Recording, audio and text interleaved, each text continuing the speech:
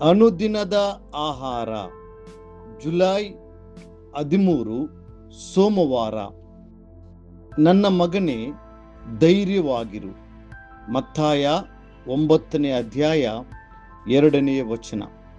ಮಗನೇ, ಧೈರ್ಯವಾಗಿರು, ನಿನ್ನ ಪಾಪಗಳು ಕ್ಷಮಿಸಲ್ಪಟ್ಟಿವೆ. ಲೋಕವು ನಮ್ಮನ್ನು ನಿರುತ್ಸಾಹಗೊಳಿಸಲು ಮತ್ತು ದಣಿಸಲು ಹಲವು ಮಾರ್ಗಗಳನ್ನು ಹುಡುಕುತ್ತದೆ.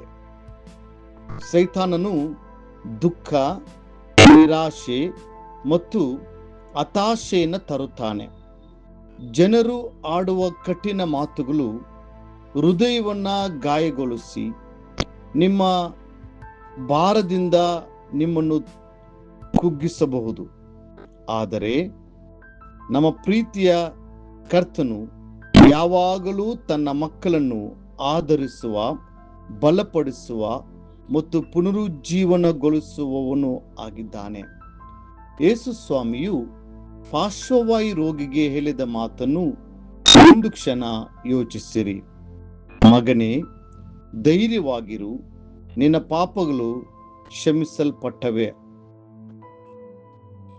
ಆ ಪಾರ್ಶ್ವವಾಯು ರೋಗಿಯನ್ನು ಕ್ರಿಸ್ತನ ಮುಂದೆ ಇಳಿಸಿದಾಗ ಅವನ ಸುತ್ತಲಿದ್ದವರು ಈತನು ತನ್ನ ಪೂರ್ವಜರ ಪಾಪಗಳ ನಿಮಿತ್ತ ಹೀಗೆ ಅನುಭವಿಸುತ್ತಿದ್ದಾನೆ, ಇವನು ಅದರ ಪರಿಣಾಮವನ್ನು ಅನುಭವಿಸಲಿ ಎಂದು ಯೋಚಿಸಿರಬಹುದು. ಆದರೆ ಆ ಮನುಷ್ಯನು ತನ್ನ ಸ್ಥಿತಿಯಿಂದ ಸಂಪೂರ್ಣವಾಗಿ ದಣಿದು ಬಳಲಿ ಹೋಗಿದ್ದನು. ಅವನು ಪ್ರತಿಯೊಂದಕ್ಕೂ ಇತರರ ಮೇಲೆ ಆಧಾರ ಪಟ್ಟಿದ್ದನು. ಅವನ ಈ ಆಸಕ್ತತೆಯು ಅವನಿಗೆ ಮಾತ್ರವೇ ಅಲ್ಲದೆ ಅವನನ್ನು ನೋಡಿಕೊಳ್ಳುವವರಿಗೂ ಒಂದು ಭಾರವಾಗಿತ್ತು. ಆದರೂ ಕರ್ತನು ಅವನನ್ನು ಕರುಣೆಯಿಂದ ನೋಡಿ ಮೊದಲಿಗೆ ಅವನನ್ನು ಮಗನೇ ಎಂದು ಕರೆದನು. ಅದು ಎಂಥ ಮೃದುವಾದ ಮತ್ತು ಆಶ್ವಾಸನೆಯ ಮಾತು.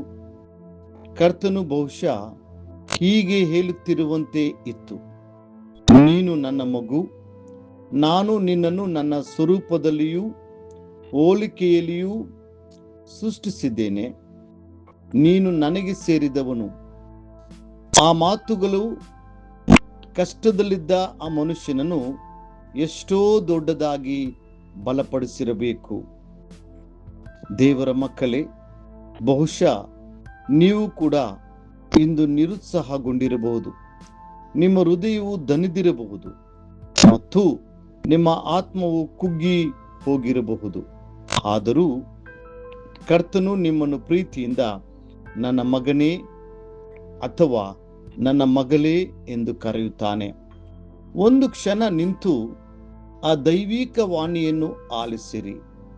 ನಿಮ್ಮ ಪರಲೋಕದ ತಂದೆಯ ಪ್ರೀತಿಯ ಕರೆಯನ್ನು ನಿಮ್ಮ ಕಿವಿಗಳು ಕೇಳಲಿ. ಎರಡನೇದಾಗಿ, ಯೇಸು ಕ್ರಿಸ್ತನು ಧೈರ್ಯವಾಗಿರಿ ಎಂದು ಹೇಳಿದನು. ನೀವು ಧೈರ್ಯ ತಂದುಕೊಂಡಾಗ ದೈವಿಕ ಬಲವು ನಿಮ್ಮೊಳಗೆ ಬರಲು ಪ್ರಾರಂಭಿಸುತ್ತದೆ. ನೀವು ಕರ್ತನಲ್ಲಿ ಧೈರ್ಯಗೊಳ್ಳುವಾಗ ಆ ಪರಲೋಕದ ಶಕ್ತಿಯು ನಿಮ್ಮ ಹೃದಯವನ್ನು ತುಂಬುತ್ತದೆ. ಧೈರ್ಯವು ಸಾಮಾನ್ಯ ವಿಶ್ವಾಸಿಗಳನ್ನು ನಂಬಿಕೆಯ ವೀರರನ್ನಾಗಿ ಪರಿವರ್ತಿಸುತ್ತದೆ. ಮೂರನೇದಾಗಿ, ಯೇಸುವು ನಿನ್ನ ಪಾಪಗಳು ಕ್ಷಮಿಸಲ್ಪಟ್ಟಿವೆ ಎಂದು ಘೋಷಿಸಿದನು. ಆ ಮನುಷ್ಯನ ಕಷ್ಟದ ಹಿಂದಿರುವ ಆಳವಾದ ಕಾರಣವನ್ನು ಕರ್ತನು ಅರ್ಥ ಮಾಡಿಕೊಂಡಿದ್ದನು. ಕೇವಲ ಹೊರಗಿನ ಸ್ಥಿತಿಯನ್ನು ಸರಿಪಡಿಸುವ ಬದಲು ಆತನು ಅದರ ಮೂಲ ಕಾರಣವನ್ನು ಪರಿಹರಿಸಲು ಆರಿಸಿಕೊಂಡನು. ಪಾಪದ ಹೊರೆಯನ್ನು ತೆಗೆದುಹಾಕುವ ಮೂಲಕ ಆತನು ಸಂಪೂರ್ಣ ಮತ್ತು ಶಾಶ್ವತವಾದ ಸ್ವಸ್ಥತೆಯನ್ನು ತರುತ್ತಿದ್ದರು. ಕರ್ತನು ಅವನಿಗೆ ಕೇವಲ ತಾತ್ಕಾಲಿಕ ಉಪಶಮನವನ್ನು ನೀಡಿ ಕಳುಹಿಸಲು ಬಯಸಲಿಲ್ಲ. ಅವನ ಬಂಧನದ ಮೂಲವನ್ನೇ ಬುಡ ಸಮೇತ ಕಿತ್ತೊಗೆಯಲು ಆತನು ನಿರ್ಧರಿಸಿದನು. ಇದರ ಪರಿಣಾಮವಾಗಿ ಆ ಮನುಷ್ಯನು 2 ಅದ್ಭುತಗಳನ್ನು ಹೊಂದಿಕೊಂಡನು. ಅವನ ದೇಹಕ್ಕೆ ಶಾರೀರಿಕ ಗುಣ ಹಾಗೂ ಆತ್ಮಕ್ಕೆ ಆತ್ಮೀಕ ಗುಣ ಉಂಟಾಯಿತು. ಆತನ ದೇಹವನ್ನು ಕಾಡುತ್ತಿದ್ದ ಪಾರ್ಶ್ವವಾಯು ನೀಗಿತು ಮತ್ತು ಅವನ ಆತ್ಮವನ್ನ ಭಾರ ಮಾಡಿದ್ದ ಪಾಪದ ಕಾಯಿಲೆಯೂ ದೂರವಾಯಿತು. ಹಲ್ಲೆಲೂಯಾ. ಮುಂದಿನ ಅಧ್ಯಯನಕ್ಕಾಗಿ ದೇವರ ವಾಕ್ಯ. ಆದರೆ ಪಾಪಗಳನ್ನು ಕ್ಷಮಿಸಿ ಬಿಡುವುದಕ್ಕೆ ಮನುಷ್ಯ ಕುಮಾರನಿಗೆ ಭೂಲೋಕದಲ್ಲಿ ಅಧಿಕಾರ ಉಂಟೆಂದು ನಿಮಗೆ ತಿಳಿಯಬೇಕು ಎಂದು ಹೇಳಿ ಪಾರ್ಶ್ವವಾಯು ರೋಗಿಯನ್ನು ನೋಡಿ, ಎದ್ದು ನಿನ್ನ ಹಾಸಿಗೆಯನ್ನ ಎತ್ತಿಕೊಂಡು ಮನೆಗೆ ಹೋಗು ಅಂದನು.